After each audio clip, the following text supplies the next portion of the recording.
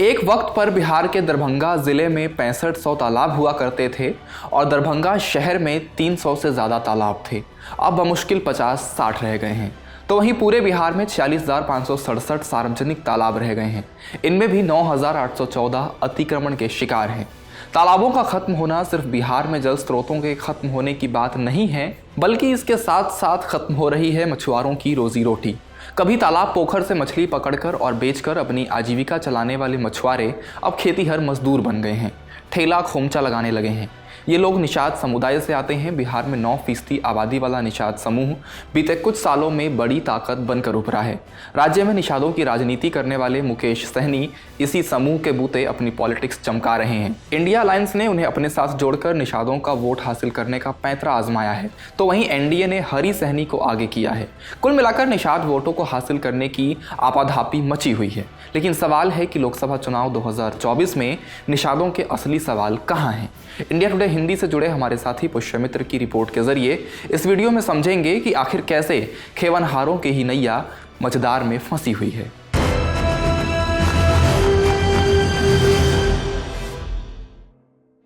नमस्ते, मेरा नाम धनंजय है और आप देख रहे हैं इंडिया टुडे हिंदी। मुजफ्फरपुर जिले का धनौर गांव, इस गांव की गिनती जिले के अमीर गांव में होती रही। यहां न सिर्फ धान उगाने वाले किसान अमीर होते थे, बल्कि बागमती के किनारे बसे मल्लाह भी नदी और गांव के 3 दर्जन से ज्यादा पोखरों से मछली पकड़कर अपनी बिरादरी में संपन्न माने जाते थे। लेकिन अब यहाँ गाँव के तालाबों की नहीं बल्कि आंध्र प्रदेश से आई मछलियाँ बिकती हैं, क्योंकि गाँव के पोखर और बागमती नदी का पानी सूख गया, जिसकी वजह से मछलियाँ नहीं होती। पिछले 1 दशक पहले यहाँ नदी के किनारे तटबंध बन गए, तो इसके कारण बाढ़ का पानी गांव में आना बंद हो गया। लगभग गांव में 20-25 तालाब थे जो पहले मछलियों से भरे रहते थे। अब उन तालाबों में मछलियां नहीं मिलती हैं और बागमती नदी भी प्रदूषित होने लगी है। सीतामढ़ी के रीगा चीनी मिल से उसमें प्रदूषित पानी आता है, जिसके कारण मछलियां मर जाती हैं। तो इन दोनों घटनाओं की वजह से वहाँ मछुआरों की आजीविका छिनने लगी और गांव में एक विवाद और भी हो गया कि जितने सरकारी तालाब थे उसमें कमेटियों के बीच में झगड़ा हो गया और उस पर मछली मारने पर बैन लग गया। तो 1000 के करीब जो वहाँ मछुआरों के परिवार थे, उनकी आजीविका एक एक करके छिनने लगी।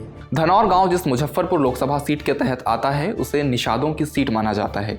यहाँ पिछले 28 साल से अमूमन जनता दल और आरजेडी से कैप्टन जय नारायण निषाद तो बीजेपी से उनके ही बेटे अजय निषाद सांसद बनते रहे हैं।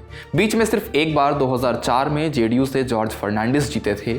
अजय निषाद 2014 और 2019 में ये सीट बीजेपी की टिकट पर जीतते रहे।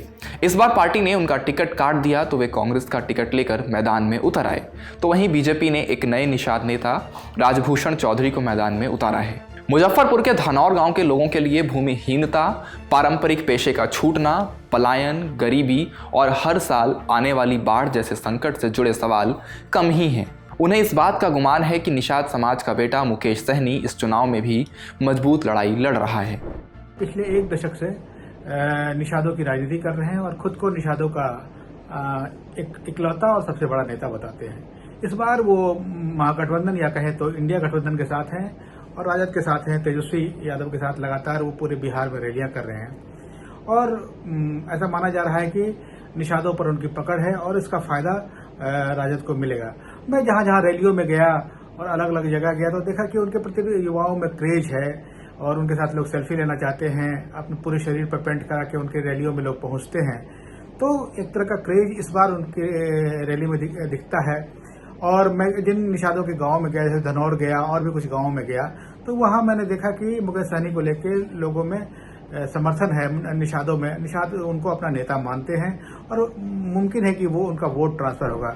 मुकेश सहनी का क्रेज बिहार के कई हिस्सों में अपनी जाति के बीच है, मगर ये क्रेज खुद उनके गांव सुपौल बाजार के जिरात टोले में टूटने लगता है, जो दरभंगा जिले में है, जहां उन्होंने अपनी कारोबारी और राजनीतिक सफलता के बाद अपना आलीशान घर बनाया है। मेन रोड से करीब 250-300 मीटर भीतर एक गली में उनका घर है, लेकिन ये गली बारिश के दिनों में नाले के पानी से भर जाती है और आना जाना दूभर हो जाता है। हम लोग इस गली के आखिरी छोर पर आ गए हैं और सामने में आपको जो सफ़ेद रंग की इमारत दिख रही है, यही मुकेश सहनी का घर है। ये लिखा हुआ है, देखिए, मछुआ श्रमिक संघ, न्यू मछली मार्केट, शांति नगर, जिरात, सुपौल, बिरौल, दरभंगा। ये है वो जो आप इसको देख सकते हैं यहाँ। देखिए हम इनके घर के सामने हैं, हम लोग इससे होते हुए चलते हैं और ये देखते हुए यहाँ इस पूरे इलाके में जो मछली पकड़ी जाती है यहाँ आती है।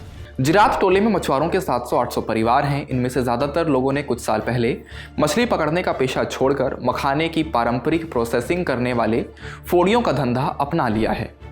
आपका क्या नाम है? कृष्णा कुमार साहनी। कृष्णा कुमार साहनी। आप पढ़ाई करते हैं? नहीं, हम लोग बिजनेस करते हैं मखाना का 6 महीना। मखाने का बिजनेस करते हैं। आप फोड़ी है? जी फोड़ी है। आप क्या बता रहे थे कि आपको किस तरह की समस्या है?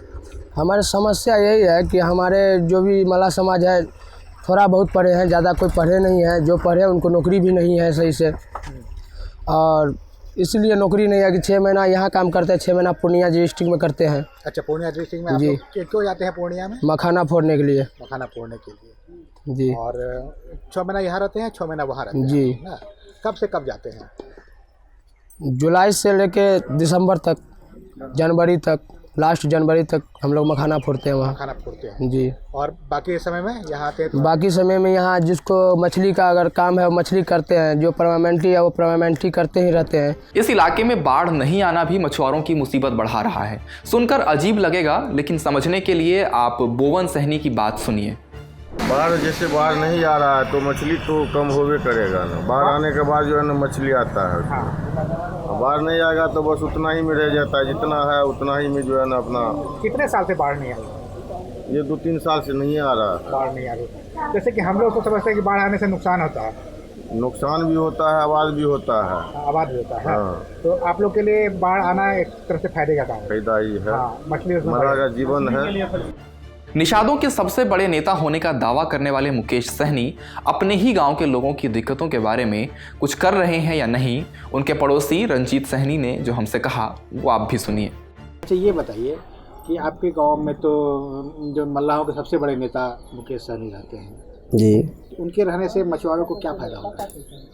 अभी तक तो कोई फायदा नहीं दिखा। अभी तक कोई फायदा नहीं दिखा। गांव के लिए कुछ करते हैं वो?